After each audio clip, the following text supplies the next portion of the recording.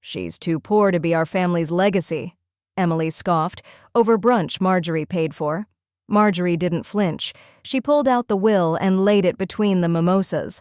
By the last bite, Emily's name was gone, replaced by someone who saw value without dollar signs. No fight, no warning, just ink on paper and silence. Emily watched her inheritance vanish, line by line, and Marjorie finally gave her legacy to someone who never asked for it. Wait, before we go any further, I gotta ask, where are you watching from? Drop it in the comments, and don't forget to subscribe. The clink of crystal glasses and the hum of polite laughter floated through the bistro's sunlit dining room. Waiters in black aprons weaved through tables with practiced grace, plates steaming, silverware gleaming. The air smelled of truffle oil and rosemary, every dish more pretentious than the last. But Marjorie Price barely tasted her smoked salmon Benedict. She never really liked runny yolks anyway. She sat at the far end of the linen-draped table, next to the fireplace that wasn't lit, across from a mirror that reflected a woman she hardly recognized. Silver-haired, overdressed, smiling too politely to be noticed. To her right, her son Peter scrolled his phone under the table, only looking up to fake a chuckle. To her left, Emily tipped back her mimosa, golden liquid catching the light like the woman herself, sharp, cold, and always watching.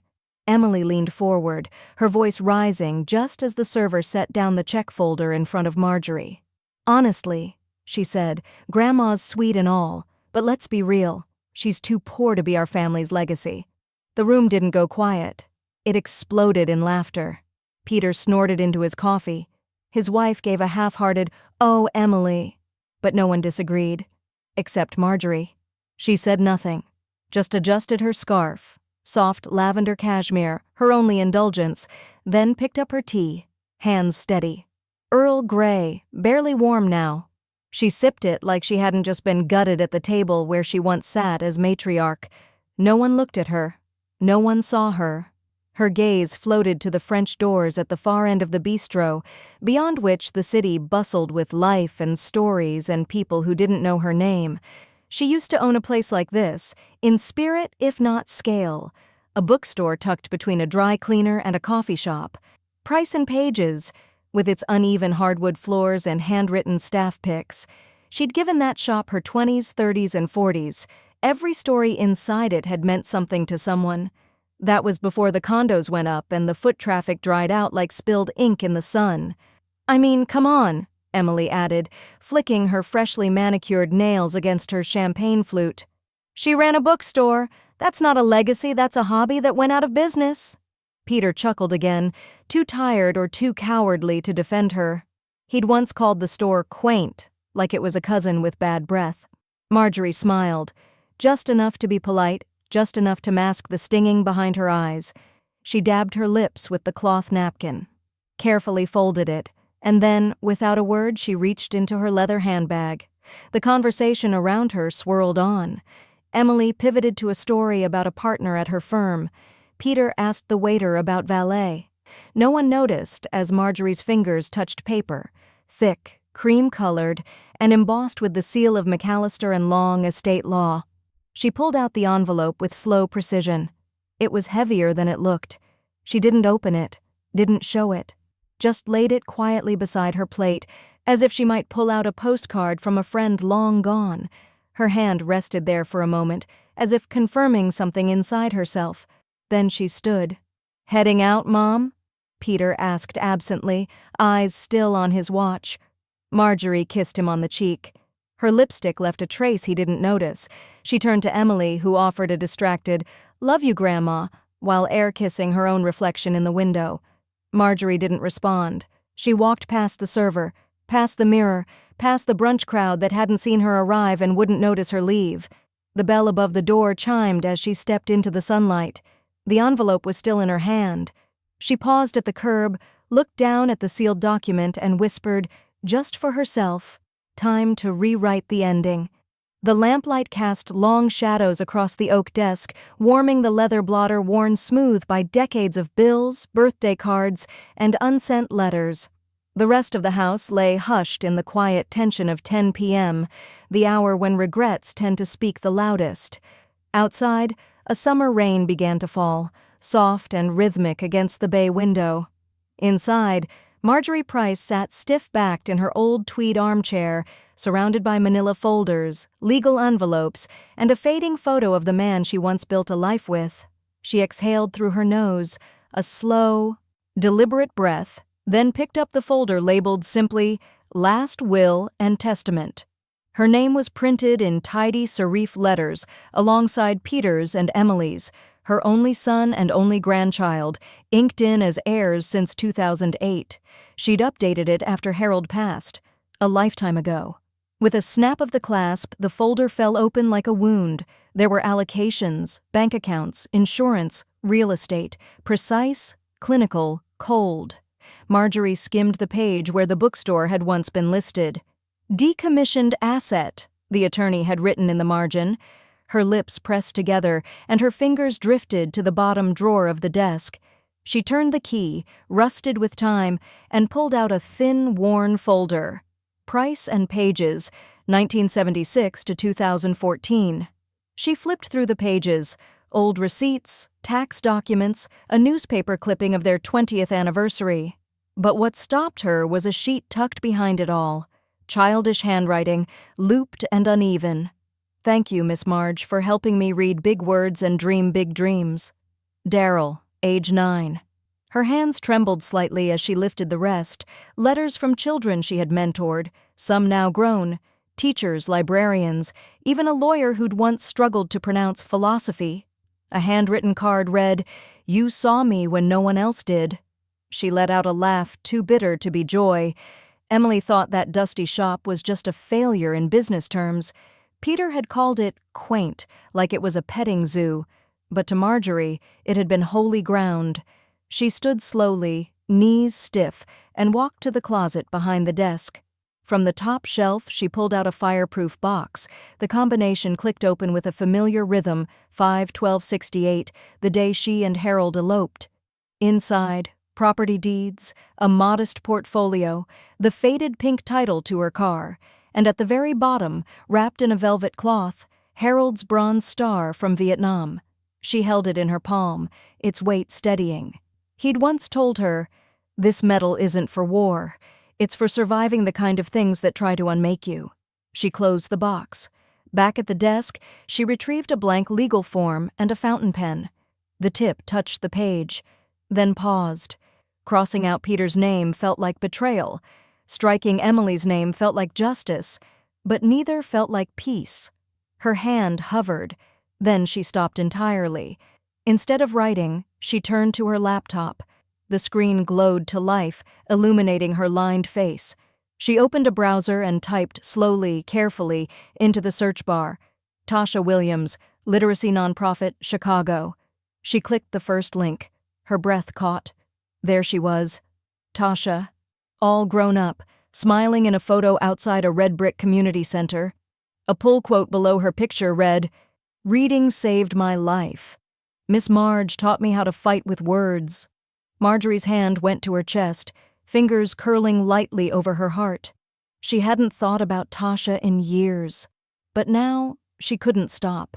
Marjorie hadn't been inside McCarthy's cafe in nearly 6 years. The walls had changed color, now a deep navy instead of soft yellow, and the pastries behind the counter looked more curated than homemade, but the smell was the same, roasted espresso beans, cinnamon, and something sweet that reminded her of simpler years. She took a corner booth, back to the wall, facing the entrance. 2 black coffees were already ordered, one with cream, one black, just like back then. The bell above the door gave a high, clear jingle. A gust of wind swept in with the woman who stepped through, holding her umbrella like a sword and wearing sneakers scuffed by purpose. Tasha Williams had grown into her confidence. Tall now, with natural curls tucked beneath a knit cap and a backpack slung over one shoulder, she looked like someone who made change instead of waiting for it. When their eyes met, Tasha's face cracked into a grin that could have warmed the whole street. "Coach M?" she asked, half laughing, walking faster now. "Still standing," Marjorie replied, rising just in time to be pulled into a hug that made her eyes sting. They sat down like no time had passed. Tasha unzipped her coat. Marjorie reached for the coffees. It was quiet for a moment, just the two of them, a ticking wall clock and the hiss of milk steaming behind the barista's counter. "I can't believe it," Tasha said. "You look exactly the same." "I wish I could say the same about my knees," Marjorie quipped, then tapped her cup against Tasha's. "But I hear you've been busy saving the world." Tasha smiled, more modest now. "Just trying to pay it forward. Words are weapons, remember? You said that once after a reading session when I cried because some girl called me slow. You made me read The Giver twice and then had me teach it to others. You taught me more than I taught you," Marjorie replied, voice gentle but firm. Tasha's eyes dropped to her cup. "I never said thank you properly. You saw something in me back then, when nobody else even looked." Marjorie looked out the window, letting the silence stretch. Sometimes it's the quiet ones who shout the loudest in the end. They caught up in fragments: Marjorie's garden, Tasha's nonprofit, how she'd transformed an abandoned church basement into a reading and mentorship center for underserved kids. Volunteers came and went, but the mission stayed strong. "We called it the Word House," Tasha said proudly, "but we're losing the lease, new condos. Developer wants to revitalize the block." Marjorie's fingers curled slightly around her coffee mug. "What's the plan?" Tasha shrugged, but it wasn't defeat. It was the look of someone used to pushing boulders uphill. "We're looking. Might end up in a strip mall out west. Not ideal, but the kids don't care about charm. They care about chairs that don't wobble and books that aren't falling apart." "Still," Marjorie said softly, "location matters." Tasha tilted her head. "You always said that." They sat in a moment of warm silence, each sipping, surrounded by strangers and years. Then Tasha pulled a folded flyer from her bag. "I brought this in case I saw you." She slid it across the table. "We're holding a fundraiser next month. Would love to have you there, even if it's just for the brownies." Marjorie picked it up. A cartoon stack of books grinned at her beneath bold letters. "Build a future one word at a time." Her name wasn't printed anywhere on the flyer, but she felt like it was written all over the heart of it. "I'll think about it," Marjorie said, folding the flyer with precision and sliding it into her purse. Tasha smiled, then checked the time. "I've got to run. We've got a poetry night and someone needs to make sure the mic doesn't electrocute a 10-year-old. Marjorie stood to hug her again, slower this time, arms lingering a beat longer than necessary. "It was good to see you." "You too, Coach." The bell jingled again as Tasha disappeared into the evening. Marjorie lingered in the booth for a while after, the flyer sitting like a lit fuse in her handbag. She stirred her now-cold coffee without drinking it. That night, she didn't sleep. And at 7:59 a.m., she dialed her lawyer. "McAllister and Long," the receptionist chirped. Marjorie adjusted her glasses and said with quiet fire, "We need to talk, and fast." Marjorie folded her hands in her lap, the air in the law office dry and clinical, like an unspoken warning. The walls were decorated with watercolor landscapes and degrees in brushed gold frames, as if credentials could soften what was about to happen. She sat across from Martin Bellamy, a state attorney to the affluent and detached, and someone who, until today, had never questioned her decisions. Now, he blinked. "You're sure you want to remove both of them?" "I'm not revising," Marjorie said quietly. "I'm correcting." Martin cleared his throat and swiveled his monitor slightly toward her. On the screen, her old will glowed sterile white. Peter's name was highlighted, Emily's followed. "You understand this isn't typical, right?" he said. "Disinheriting your only child and grandchild isn't illegal," Marjorie cut in. Her tone wasn't sharp, but it had the weight of granite. Martin leaned back. "It may raise red flags. They could challenge it in probate, especially if you designate someone unexpected." Marjorie opened her purse and slid a printed flyer across the table. "This is the future. Her name is Tasha Williams, nonprofit director, literacy advocate, and someone who still believes legacy means leaving more than just cash." Martin picked up the flyer. "She's not family. She's more than that," Marjorie said. "She remembers me before I became invisible." There was a silence, one that felt like the moment before a chess piece gets moved. Martin began drafting the amendment. His fingers clicked across the keyboard like distant raindrops. "You're going to get calls." "I've had worse," she replied. "Besides, this isn't revenge, it's clarity." From across the room, a framed photograph caught her eye. An elderly man smiling with 3 sons, all in suits, arms linked, the word legacy printed beneath. She imagined Peter and Emily posing like that for a magazine cover, bragging about inheritance while forgetting who taught them to read bedtime stories in the first place. Meanwhile, a world away, or at least one bounded by Wi-Fi and curated vanity, Emily Blake updated her Instagram story. "Bozeman Summer House, mood board. Manifesting my next investment. Cher granny goals, Shakshar blessed." A second post followed, a boomerang of a champagne flute clinking beside a laptop open to Zillow. Audio, "Rich girl, Hall & Oates." Caption, "Can't wait for that estate bump." She didn't tag Marjorie. She didn't have to. In a comment under one of her old law school posts, a friend had once joked, "Damn, Em, you're gonna outlive the money before she dies of boredom." Emily had liked the comment, twice. That night, Marjorie returned home with a manila envelope, marked draft, not executed in red. She laid it on the kitchen counter and stared at it like it might blink. The will was updated but unsigned. She wasn't ready, not yet. Not until it was done right. She poured herself a glass of ginger ale and watched the sun tuck itself behind the trees. Somewhere outside, a dog barked and a neighbor's sprinkler hissed to life. The world moved on, unaware that a woman just rewrote the fate of her bloodline with a ballpoint pen. Her phone buzzed. "Emily, 8:42 p.m. "Hey, Grandma, you home?" "I was nearby. Thought I'd swing by. Need to ask you something." She didn't reply. Less than 10 minutes later, the doorbell rang. Through the peephole, she saw her granddaughter in high heels and a trench coat, holding a Gucci tote that cost more than Marjorie's mortgage ever did. Emily had a forced smile, the kind she used in deposition meetings or when getting free samples at Nordstrom. Marjorie opened the door without a word. "Hey," Emily said brightly, stepping inside before she was invited. "God, your house always smells like cinnamon. It's cozy. You know, nostalgic." Marjorie said nothing. Just let the silence work. Emily's eyes darted to the envelope on the counter. She didn't ask. Not yet. Instead, she opened her purse, pulled out an iPad, and spun it around. A beachfront property listing. "I'm just gonna get to it," she said, with that syrupy voice she used when pitching juries. "There's this place I want to invest in. Smart move, trust me. And you've got that bookstore building just sitting there, right? No real ROI, you said yourself." Marjorie didn't blink. Emily pressed on.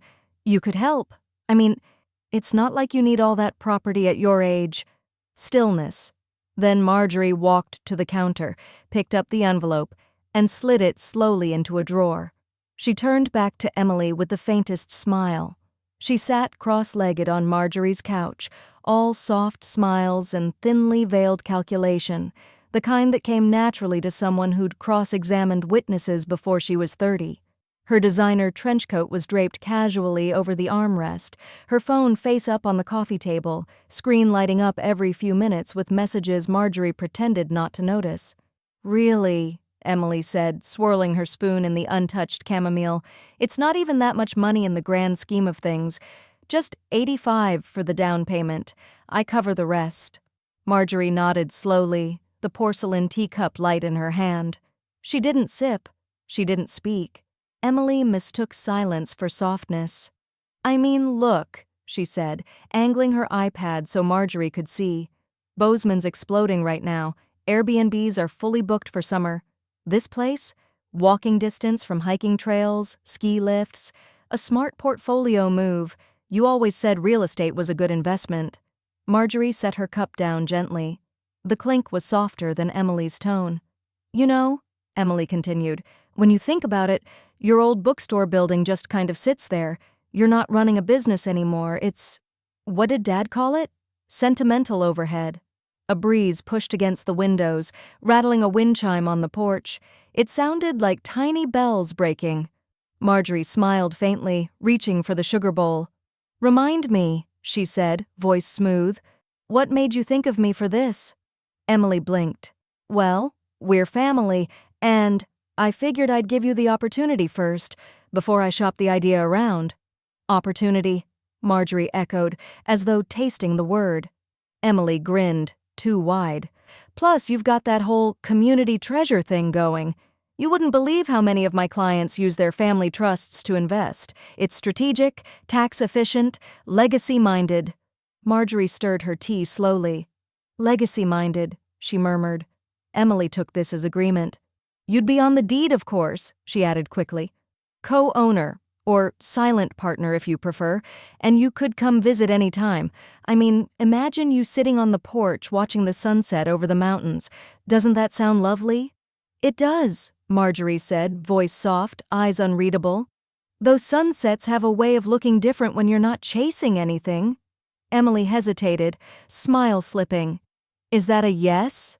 Marjorie rose from her chair, walked to the kitchen drawer and pulled out 2 lemon wedges. She returned, dropped one into her tea. Stirred again. No, she said finally. It's just an observation. The room went still. Emily sat straighter. So, you're not saying no?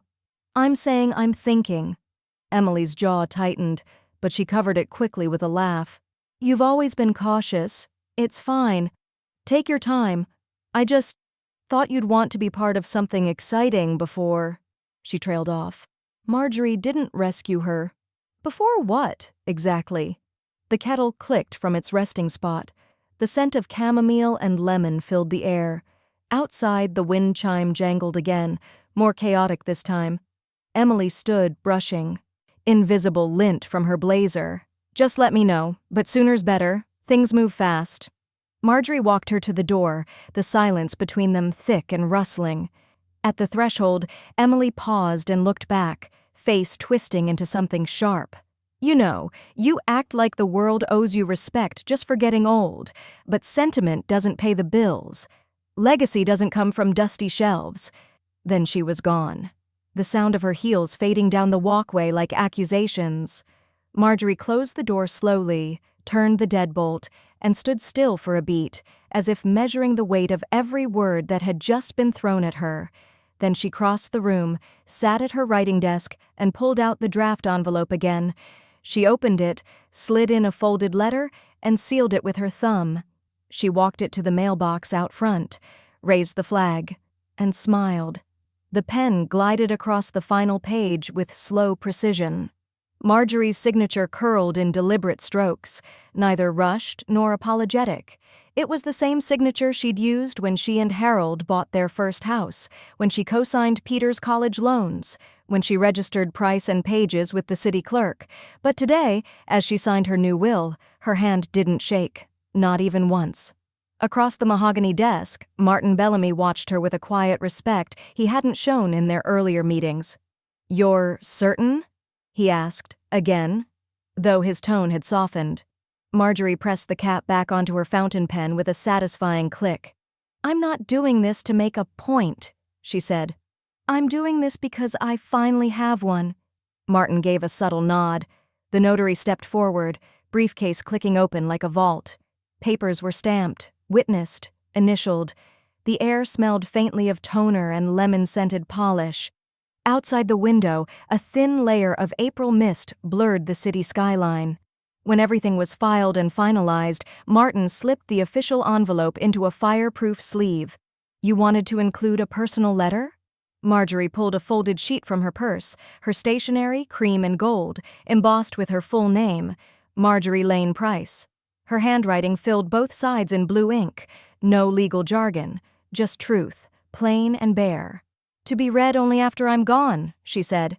"And if they challenge it?" Martin asked. Marjorie's lips twitched in a small smile. "Then let them read it twice." That afternoon she called Tasha. "Meet me by the bookstore," Marjorie said.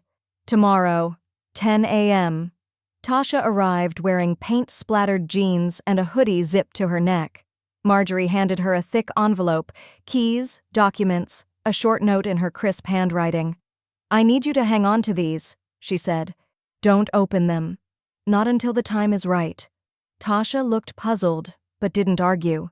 "Is something wrong?" "Quite the opposite. Marjorie said. For the first time in years, I'm doing something right. They walked in silence past the old shop, now leased to a local bakery, the windows steamed with warmth.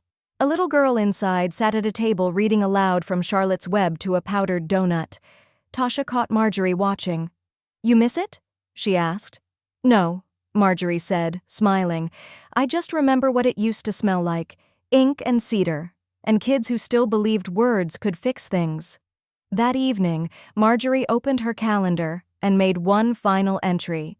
Sunday, 11:30 a.m., brunch at Delancey's, private room. She called the restaurant herself. "Same place as last time," she told the manager. "Private room, family event." She didn't bother asking about menu options. Days passed. She found herself sleeping more deeply, laughing a little louder. The brittle anxiety that once shadowed her every movement had receded. She began taking her tea on the porch again. Even the wind chimes seemed to play a calmer tune.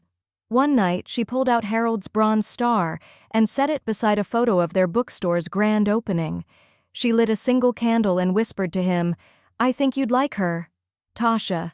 She still signs her thank you notes in cursive. Then she pulled out her phone and sent a group message to Peter, Emily, and Peter's wife. "This Sunday, brunch at Delancey's. My treat. No excuses." Within minutes, Peter replied with a thumbs-up emoji. His wife sent a heart. Emily left it on red. Then, late that night, a text buzzed through. "Emily, brunch sounds boring, but free food wins. Better be bottomless mimosas." The private dining room at Delancey's was lined with exposed brick and linen-covered tables, soft jazz curling through hidden ceiling speakers. A table for 6 was set with gold-rimmed china and folded ivory napkins, though only 4 seats were filled. Peter scrolled through his phone. His wife Allison dabbed her lips with a napkin already stained with hollandaise. Emily sipped her mimosa like it was an accessory. Marjorie sat at the head of the table, back straight, dressed in navy and pearls.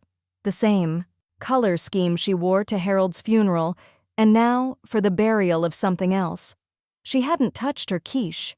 The server arrived with a fresh round of champagne flutes, announcing with cheer, "Compliments of the house for the guest of honor." Emily smirked. "Guess being old has its perks."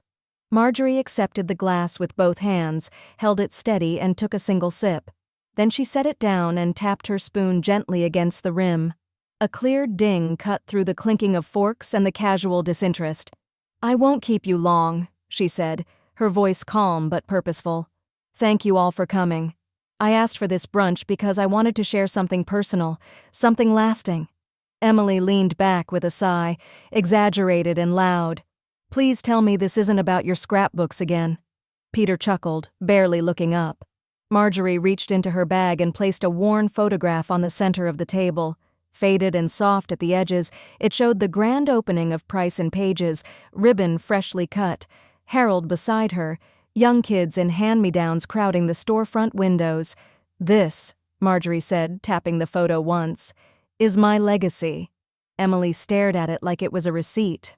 "I know I've always been quiet about the past," Marjorie continued, folding her hands in her lap, "but I built something. Not for profit, not for prestige, for people, kids who needed stories, neighbors who needed a haven. That bookstore gave more than any of you ever knew." Emily snorted into her drink. "You're not seriously turning brunch into a memoir." "I'm turning it into something real," Marjorie said. She reached again into her bag and pulled out a thick, sealed envelope, the name Tasha Williams written in elegant calligraphy across the front. She placed it directly in front of her granddaughter. Emily blinked. "What is this?" she asked, reaching with manicured fingers. "The new will," Marjorie said simply. Emily laughed. "Oh, come on." Peter finally looked up. "I'm donating everything," Marjorie said. "The bookstore building, the savings, the remaining investments. All of it is going to Tasha's nonprofit, to children who actually understand what words are worth." Emily's smile faltered. "You're joking." Marjorie didn't blink. "No." Emily tore open the envelope, flipping through the notarized pages. Her expression shifted with each paragraph, from smug to stunned, from confused to pale with disbelief. "You cut us out," she whispered. Peter stood. Mom, you can't just. I can, Marjorie said, still seated, still calm. And I have. But you're our family, Emily said, her voice cracking now. This isn't right. You can't do this. Marjorie looked her dead in the eye, the weight of years behind her gaze. I just did. The silence that followed was deafening. The clatter of dishes from the kitchen beyond felt a world away. Allison reached for Peter's arm, trying to quiet him before he erupted. Emily sat frozen, fingers clenched tightly around the envelope as if she could squeeze it back into submission. Marjorie stood slowly and gathered her coat. To be clear, she said, looking around the room, this wasn't revenge, it was a realignment. She paused at the doorway, then turned back and added, almost kindly, I hope one day you understand the difference. The door had barely stopped swinging when the echo of Emily's heels vanished down the corridor. Peter trailed behind, sputtering something about disgrace and public spectacle, but Marjorie didn't hear it. Or maybe she just chose not to. She lifted her mimosa and took the final sip, slow and crisp. The bubbles popped quietly against her tongue like punctuation on a final sentence. Then she stood, smoothed the creases in her coat, and turned to the server hovering near the wall. Box up the rest for the staff, she said. No one should leave empty-handed. Outside, the sky had brightened. Spring sunlight streamed across the sidewalk like an invitation, not a warning. For once, Marjorie felt no need to look back. By that evening, her phone was an angry machine. The family group chat, Blake Bloodline, pinged non-stop. Messages scrolled faster than she could read them. Peter, this is humiliating, we need to talk. Allison, what happened, Mom? Why now? Emily, you're mentally unstable. Tasha manipulated you. I'm getting lawyers. Marjorie muted the thread. 3 minutes later, her landline rang. Peter's voice, frustrated and trembling, poured through the speaker. You blindsided us. You think that girl cares about your legacy? She's using you. Marjorie didn't answer. She pressed end call and then walked to her side table. One by one, she began blocking numbers: Peter, Allison, Emily. Her fingers moved slowly, deliberately, as if pruning a dying branch from a tree she'd spent years trying to keep alive. Outside, the garden was in bloom. She stepped onto the porch and inhaled the scent of damp soil and lavender. Her roses were fanning open, rich and red like they had something to say. She bent down and pinched off a dead head with practiced grace. Tasha arrived 2 days later, holding a tray of blueberry muffins and wearing an oversized hoodie with paint on the sleeves. She had no idea what had happened. No gossip had reached her inbox, no articles had surfaced. Yet. I figured you could use a snack, she said, pushing the tray toward Marjorie's hands. You've been radio silent. Marjorie accepted the muffins with a soft smile, then gestured toward the garden chairs under the maple. Come sit. There's something you should have. Tasha looked wary, but followed. They sat under the tree canopy where filtered sunlight flickered through green leaves. The breeze carried the faint scent of rosemary and thyme. A pair of birds rustled in the branches above. Marjorie slid a small, aged tin box across the table. Inside was a folded letter and a set of keys tied together with a burgundy ribbon. Tasha frowned. What is this? My final say, Marjorie said. The building is yours. The trust will follow. It's all in motion now. Tasha's eyes widened. You already changed everything? Marjorie nodded. I just needed to watch the truth land in the wrong laps before I handed it to the right ones. Tasha looked down at the ribboned keys, blinking hard. Miss Marge? I don't know what to say. Don't say anything, Marjorie said, her voice calm but weighty. Just don't waste it. Tasha reached across the table and took Marjorie's hand. No thank you, no speech. Just skin against skin, warm and real. No transaction, no debt. They sat that way for a long moment. 2 women, 2 timelines, connected not by blood, but by belief. The mail came late that afternoon. Marjorie found the envelope tucked among catalogs and donation appeals. Cream paper, heavy stock. A law firm watermark she didn't recognize. Return address, Wesley and Duncan, probate counsel. She sliced the seal with her garden knife and unfolded the letter with fingers that didn't tremble.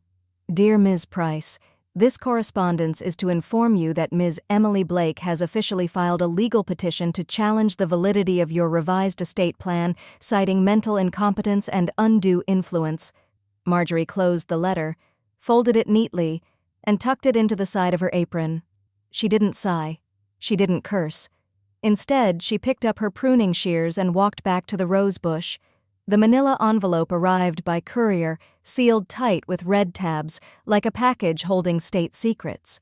Marjorie stared at it on her kitchen table while her tea cooled beside it. She could already feel the weight of it, even unopened. The lawyer's tone over the phone had been enough. But when she peeled it open and pulled out the documents, the insult hit her like a slap. Petition for emergency review of testamentary capacity. Claimant, Emily Blake. Basis, mental incompetence. Undue influence. Signs of cognitive decline. She had to reread that phrase twice. Mental incompetence. As if she were no longer the woman who ran a full inventory system in her head for 3 decades. As if forgetting one birthday dinner 2 years ago meant she couldn't distinguish between love and leeching. She turned the pages slowly, her breath steady, but her knuckles white against the paper. Her eyes didn't blur, but her chest tightened, the betrayal carving out something in her that used to be solid. Not because she feared losing, but because Emily believed this, believed her own grandmother's mind was only useful when it benefited her. The front door creaked open. Tasha stepped in cautiously, holding 2 paper cups and a look that asked if she should turn right back around. She did it, Marjorie said, voice flat. Filed a challenge. Tasha set the drinks down and pulled up a chair. Of course she did. She says I'm unfit, says I'm not of sound mind, that you manipulated me. Tasha's eyes sharpened, but she didn't speak right away. Instead, she reached across the table, laid a hand gently over Marjorie's. You know who you are, and so do I. 2 days later, Marjorie sat in a beige clinic, the walls lined with art that looked like it had been chosen by a committee that feared color. A cognitive specialist, young, careful, and visibly uncomfortable, asked her to count backwards by 7s, draw a clock, list as many animals as she could in 60 seconds. Cat, dog, owl, moose, falcon, panther, wombat, stoat, seahorse, armadillo. The doctor blinked. I worked at a bookstore, remember? She said. We sold children's encyclopedias before the internet ruined attention spans. She passed every test, read passages, recalled addresses, identified patterns. But it wasn't the tests that exhausted her. It was the need to take them at all. Afterwards, she sat alone in the waiting room, the scent of disinfectant thick around her, watching a young man play Candy Crush on his phone. She suddenly felt very, very tired. Not physically, but soul-tired.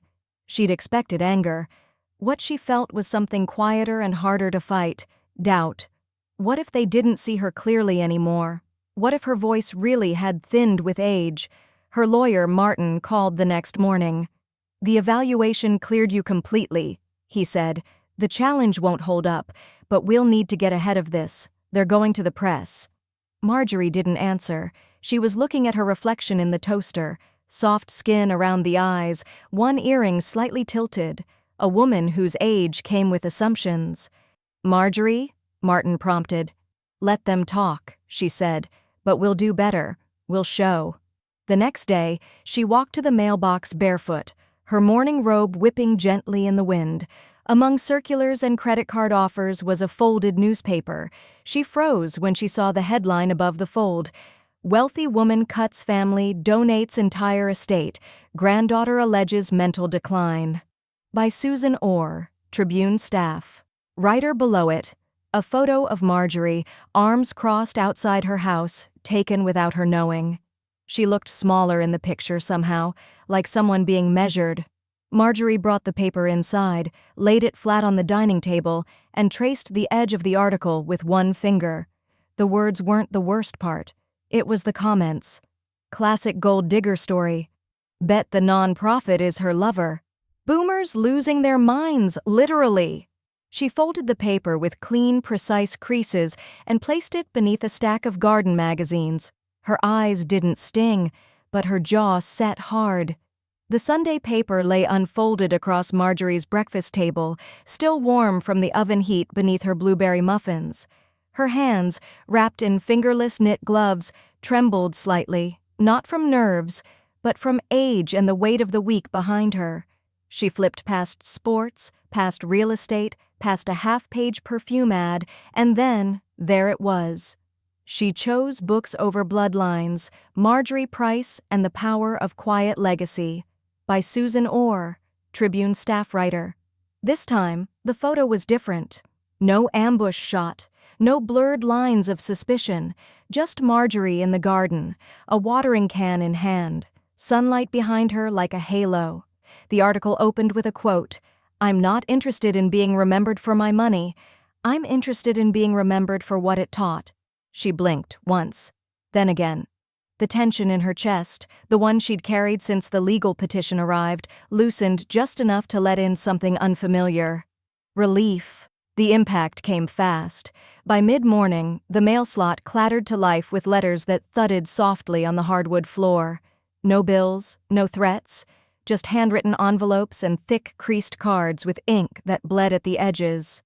"Thank you for doing what most of us only dream about, standing up for what matters. I used to read at your store after school while my parents worked 2 jobs. I'm a teacher now. You gave me that." She held one envelope a little longer than the rest, familiar handwriting, crooked and large. Inside was a photo of a 3rd-grade classroom in Detroit.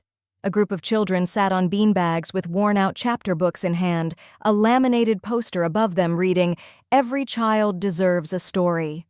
Tears welled up, but didn't fall. The phone rang around noon. Not a robocall. Not Tasha. "Miss Marge?" the voice asked, gravelly and kind. "I don't know if you remember me, but I'm Mr. Leland. I taught 3rd grade across the street from your shop back in the 90s. Marjorie smiled and leaned against the counter. "You used to run our kids' book club," he said. "We'd send them over with their little punch cards. You gave them apple slices and made them read out loud. You were a force." "No," she said softly. "They were." There was a pause. "I saw your story. You did the right thing, ma'am." She didn't speak again for a moment. She just let that sentence hang, soak, root. By evening, the sting of public doubt had been all but cauterized by something deeper than validation. Truth. She wasn't losing her mind. She was finally using it without apology. Marjorie sat on the porch in her heaviest cardigan, the evening air perfumed with garden sage and rain-soaked dirt. Inside, her answering machine blinked with messages of gratitude and awe. She didn't need to listen right away. Just knowing they were there was enough. She poured herself a cup of lemon tea and tucked her feet beneath a wool blanket. She felt like herself again. Whole. Seen. The gate creaked. She didn't need to turn to know who it was. Emily's footsteps crunched sharply against the gravel, heels digging into the earth like accusations. Marjorie looked up slowly and met her eyes. No flowers, no apology, just fury. Emily stood there, trembling with it, one hand gripping a folded copy of the same Sunday paper. "You couldn't help yourself, could you?" she hissed. "You turned me into a villain." Marjorie blinked once. "You did that without my help." Emily tossed the paper down onto the porch steps. "Do you know how many people have sent me hate mail? Called my firm? I've lost 2 clients." Marjorie didn't flinch. "Consequences are funny that way." Emily stepped closer. "You wanted to humiliate me." "I wanted to remind you that legacy is earned," Marjorie said, "not inherited." Emily's face hardened. "Fine," she said. "You want a public war? Let's go public." She pulled out her phone and held it up, red light blinking, recording already rolling. "Say it again, Grandma. Say you threw away your own family." Marjorie didn't look at the phone. She looked at her granddaughter. Really looked. Past the crisp blazer, the glittering manicure, the venom buried in entitlement. There had been a time when this girl used to crawl into her lap with picture books and whisper, "Just one more." "Why don't you come inside?" Marjorie said softly. "If you're going to rewrite history, at least do it somewhere with tea." Emily hesitated, thumb still hovering near the stop button. Then, with a scoff, she followed Marjorie into the house, heels clicking against the hardwood like a countdown. Inside, the air was warm with lemon and lavender. Marjorie moved unhurried, placing the kettle on the stove, sliding a ceramic teapot from the cupboard. Emily stayed by the door, arms crossed like a lawyer waiting for a deposition to begin. "I'm not here for tea," she said. "I know," Marjorie replied. "But you're here." She poured the hot water with steady hands, the steam curling between them. Neither spoke until Marjorie placed a cup in front of Emily and sat across the table. "Let's make this simple," Emily finally said. "Name a number." Marjorie tilted her head.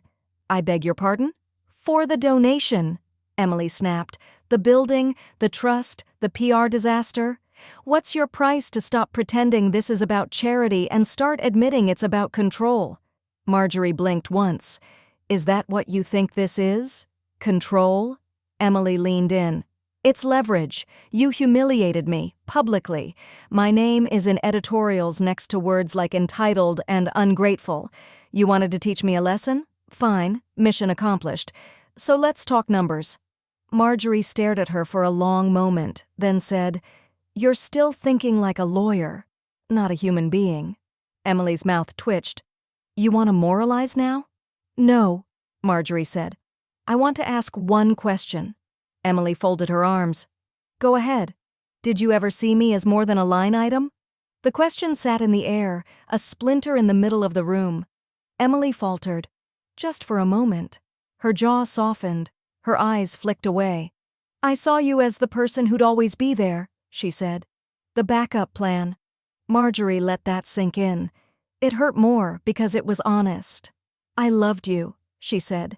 "Every version of you. Even the one standing in my kitchen right now. But I won't reward the version who thinks love is something you inherit instead of something you earn." Emily's breath caught. "So that's it?" "No." Marjorie leaned forward. "I'm offering you a deal." Emily's eyes narrowed.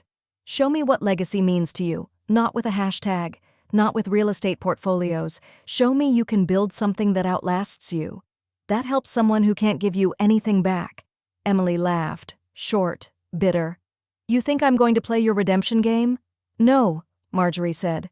"I think you're going to walk away, because doing the hard thing was never your instinct."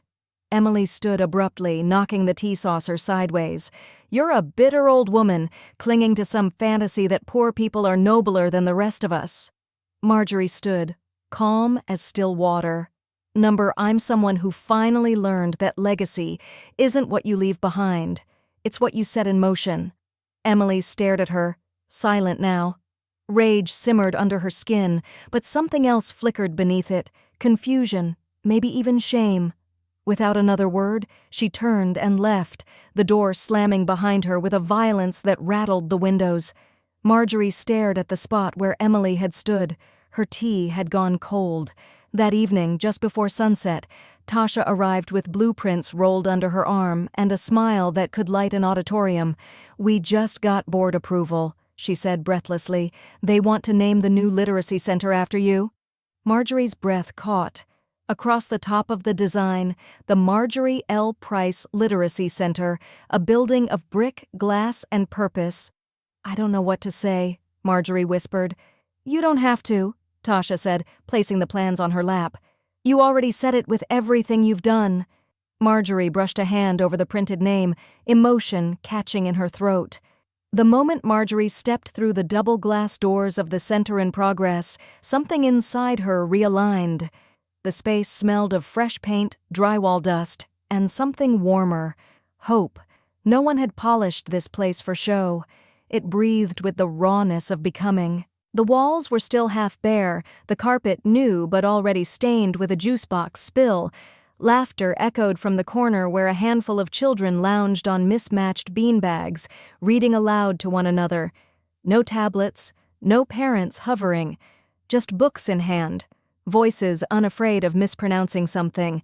A boy with glasses 2 sizes too big pointed to a page and said, "This word, glorious. What's that mean?" His friend shrugged. "Like, really, really good but kind of fancy?" Marjorie smiled before she could stop herself. That was exactly how Harold used to describe her apple pie. Tasha appeared from behind a stack of donation boxes, wiping her hands on her jeans. "We're not glamorous, but we're getting there," she said. "You okay?" Marjorie nodded slowly, eyes wide with something deeper than approval. "It feels alive." They walked the perimeter together, Tasha pointing out where bookshelves would be installed, where the poetry nook would go, where a chalkboard wall would allow kids to scribble quotes that mattered to them. The furniture was donated. The chairs didn't match. But the spirit, oh, it was unmistakable. A young woman stepped forward from the volunteer table, hands slightly shaking as she introduced herself. "I'm Claire. I teach 8th grade reading. You were my inspiration in college. Your bookstore used to do Saturday readings, right?" Marjorie blinked, then touched her chest lightly. "You came to those?" Claire grinned. "Every week. I still have the signed copy of A Wrinkle in Time. It was the first book I finished on my own." Something in Marjorie's chest swelled and cracked. She hadn't remembered Claire, not exactly, but her voice, that same wide-eyed cadence, came rushing back. One of the quiet ones, the ones who always came early and never interrupted. "I'd like to donate my library," Marjorie said suddenly. "Every last volume, the first editions, the out-of-prints, even the banned ones." Tasha blinked. "Marge, you don't have to." "I want to," she said, firmer now.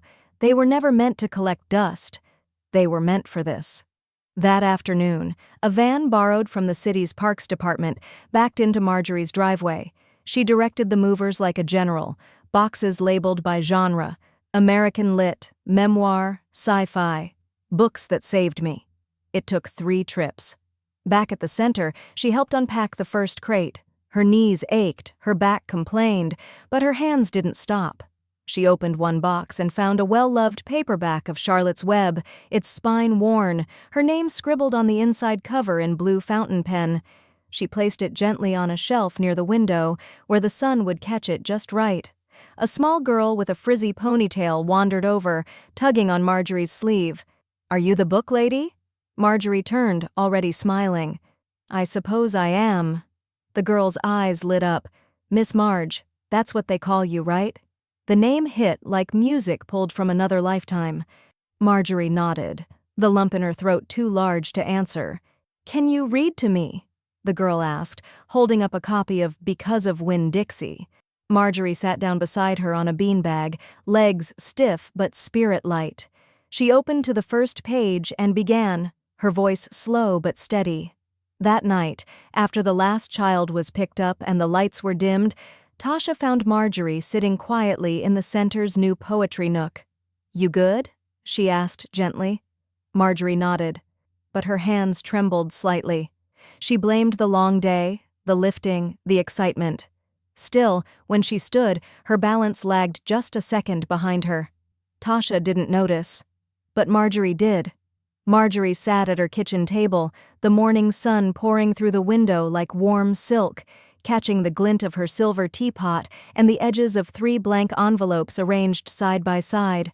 Her handwriting was deliberate, graceful even now, though her fingers ached from the cold and her joints stiffened more each week. She had skipped breakfast. Her appetite had waned lately, but not her purpose. She began with Tasha's letter. Short, simple, weighty. "You made me proud in ways no inheritance ever could. Keep the door open for the next girl who doubts she belongs in a library.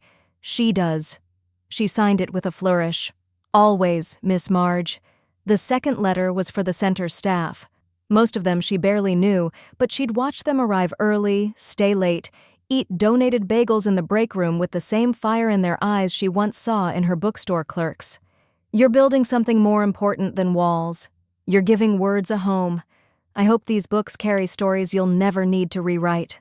The third envelope sat untouched. She looked at it for a long time. Emily. She pulled a fresh sheet of her cream and gold stationery toward her and uncapped her pen.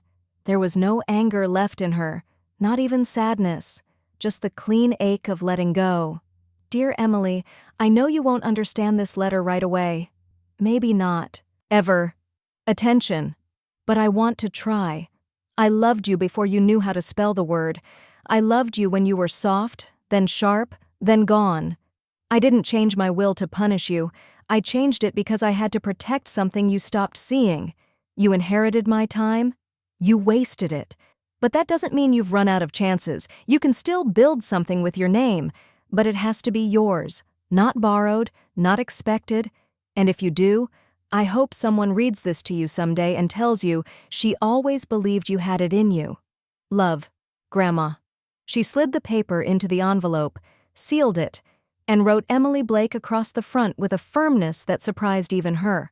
An hour later, she drove to the bank. Her scarf was pulled tight against the wind, her purse light but orderly. The vault room smelled of ink and metal. She stood quietly as the manager opened her safety deposit box, then gently placed Emily's letter inside, tucked beneath her husband's bronze star and a photograph of the bookstore's grand opening. No one would see the letter until long after she was gone. But that was the point. It wasn't meant for reaction. It was meant for reflection.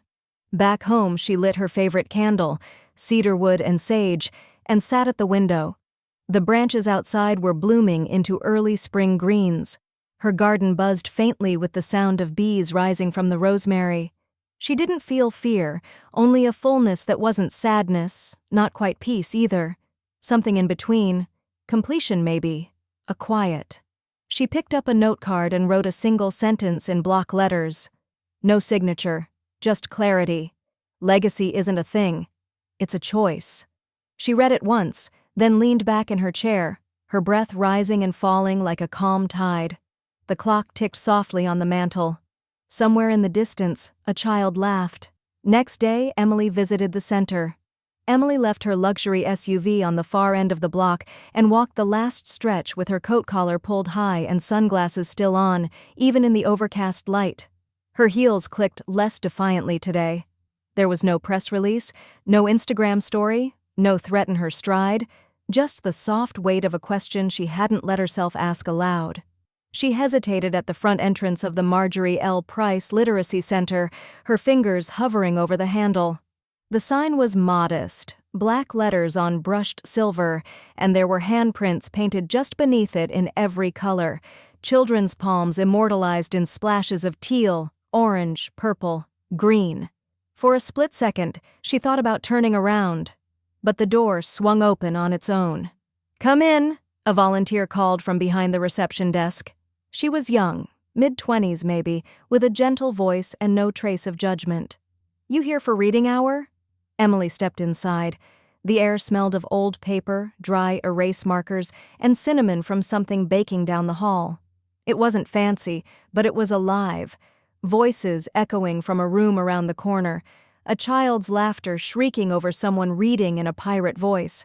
"No," she said, "just looking." The volunteer gave a warm smile.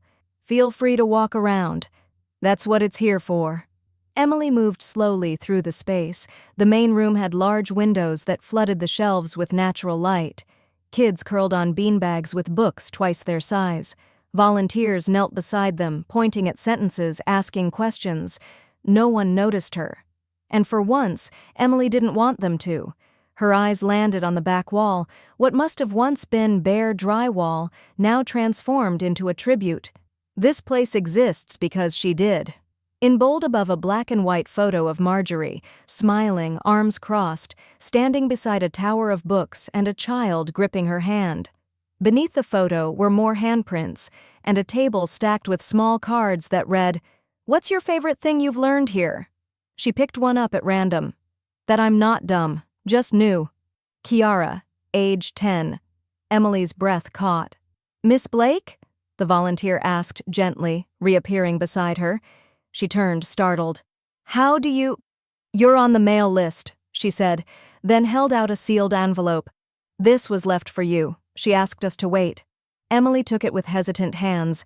It was her grandmother's stationery, cream and gold. Her name, Emily Blake, handwritten in that familiar cursive that used to sign birthday cards and field trip slips. She stepped into a quiet reading nook and sat on a small couch. Then, slowly, she opened the letter. "Dear Emily, I know you won't understand this letter right away. Maybe not ever. But I want to try. I loved you before you knew how to spell the word. I loved you when you were soft, then sharp, then gone. I didn't change my will to punish you. I changed it because I had to protect something you stopped seeing. You inherited my time. You wasted it. But that doesn't mean you've run out of chances. You can still build something with your name, but it has to be yours. Not borrowed, not expected. And if you do, I hope someone reads this to you someday and tells you, she always believed you had it in you. Love, Grandma. She slid the paper into the envelope, sealed it, and wrote Emily Blake across the front with a firmness that surprised even her. An hour later, she drove to the bank. Her scarf was pulled tight against the wind, her purse light but orderly. The vault room smelled of ink and metal. She stood quietly as the manager opened her safety deposit box, then gently placed Emily's letter inside, tucked beneath her husband's bronze star and a photograph of the bookstore's grand opening. No one would see the letter until long after she was gone. But that was the point. It wasn't meant for reaction. It was meant for reflection. Back home, she lit her favorite candle, cedarwood and sage, and sat at the window. The branches outside were blooming into early spring greens. Her garden buzzed faintly with the sound of bees rising from the rosemary. She didn't feel fear, only a fullness that wasn't sadness, not quite peace either. Something in between. Completion, maybe. A quiet. She picked up a note card and wrote a single sentence in block letters. No signature. Just clarity. Legacy isn't a thing. It's a choice.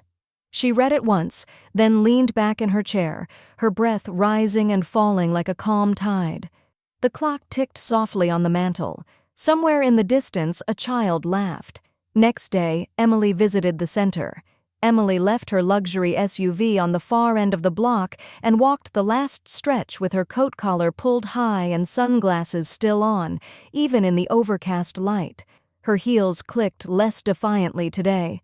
There was no press release, no Instagram story, no threat in her stride, just the soft weight of a question she hadn't let herself ask aloud. She hesitated at the front entrance of the Marjorie L. Price Literacy Center, her fingers hovering over the handle. The sign was modest, black letters on brushed silver, and there were handprints painted just beneath it in every color, children's palms immortalized in splashes of teal, orange, purple, green. For a split second she thought about turning around, but the door swung open on its own. "Come in," a volunteer called from behind the reception desk.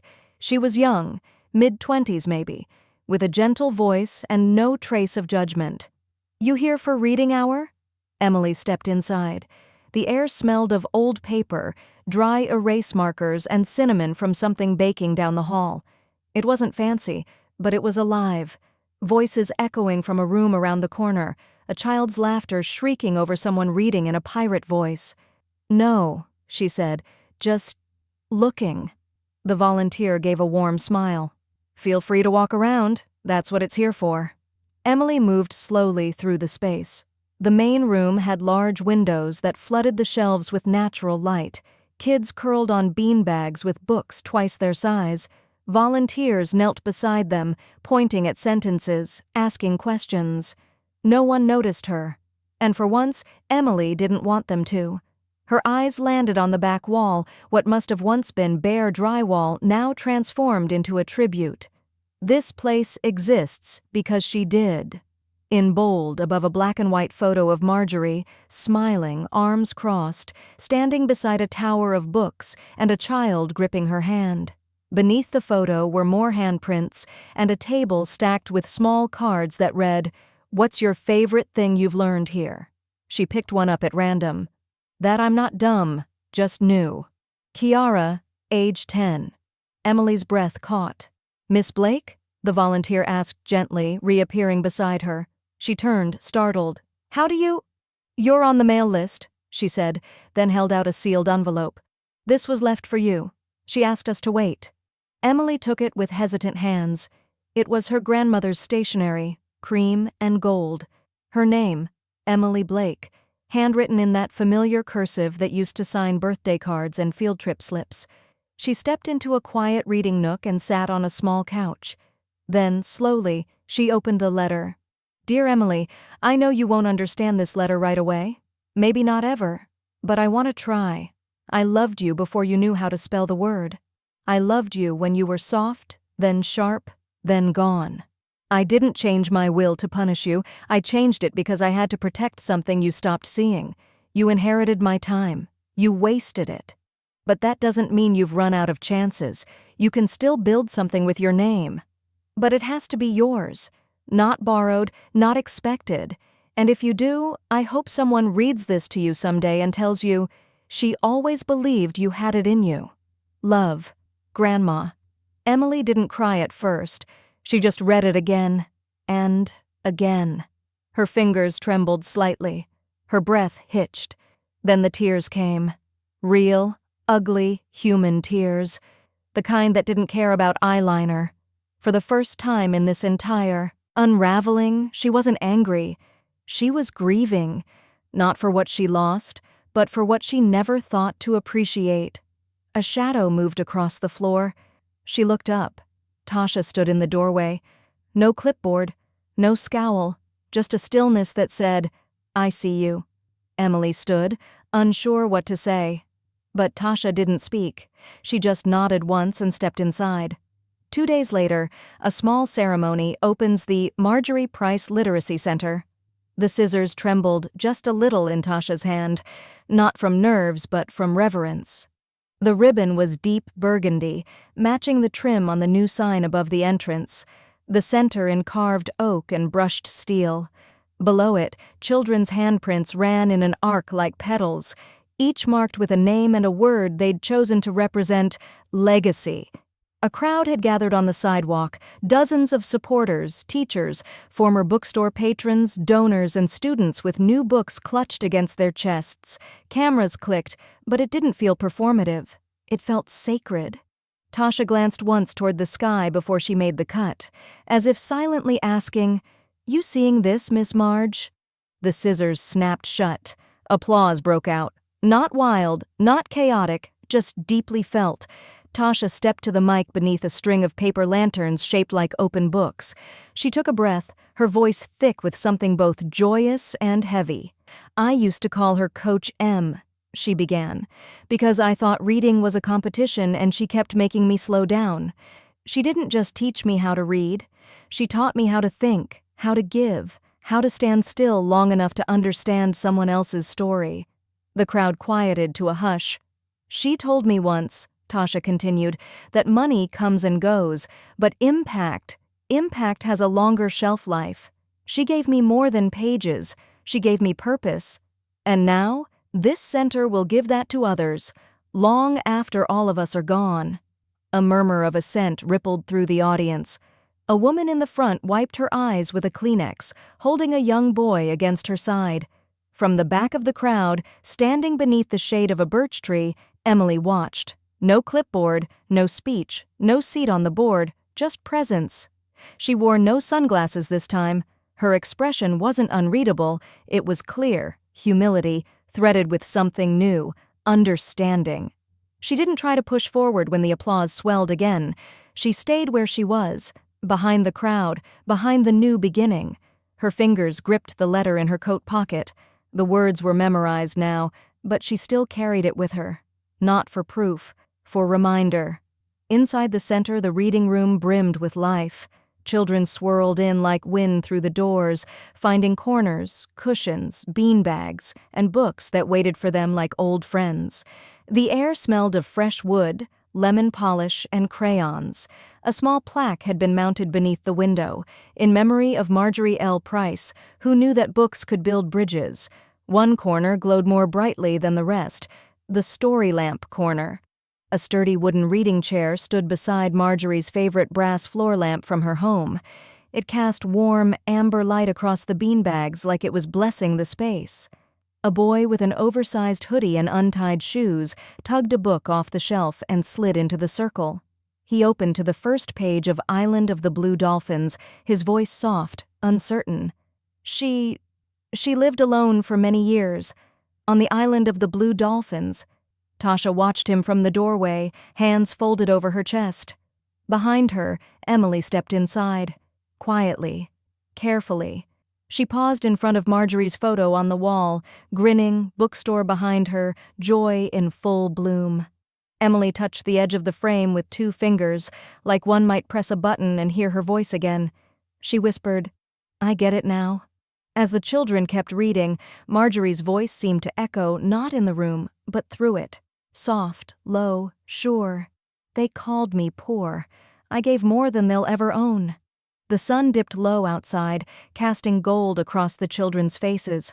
A girl with 2 braids and light-up sneakers stood up suddenly, holding a book over her head. "She's my hero!" she shouted, grinning wide. "Miss Marge is my hero!" The room burst into applause once more, not for loss, but for legacy. And in that moment, Marjorie Price became exactly what she always meant to be, a light that never turned off.